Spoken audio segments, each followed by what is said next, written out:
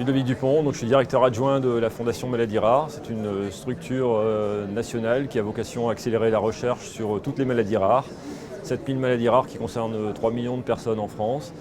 C'est une structure nationale qui a été créée en 2012 par 5 fondateurs. Il est important de les rappeler, les malades, les chercheurs et les médecins. Les malades au travers de l'AFM Téléthon qui nous soutient depuis la création de cette fondation.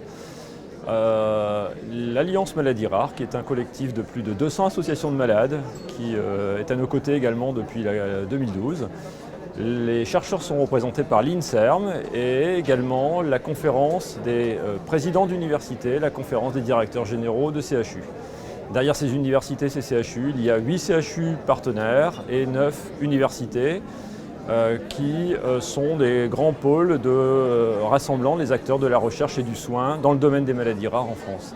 Alors cette fondation, elle vit aujourd'hui au travers de son équipe essentiellement de responsables régionaux, dont le métier sur le terrain s'exerce en proximité des acteurs de la recherche et du soin, et au premier plan les centres experts maladies rares qui ont été labellisés dans le cadre du premier plan de santé publique maladies rares, et également les filières de santé maladies rares.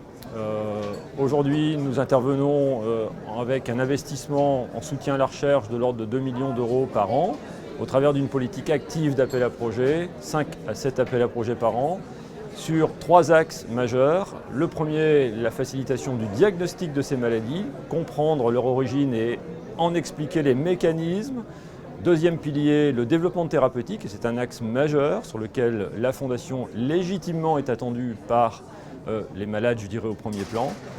Et troisième pilier, diagnostic ou pas et thérapie ou pas, je dirais l'amélioration du parcours de vie de ces enfants et de ces adultes concernés dans leur vie de tous les jours par l'impact sociétal majeur que représentent ces maladies.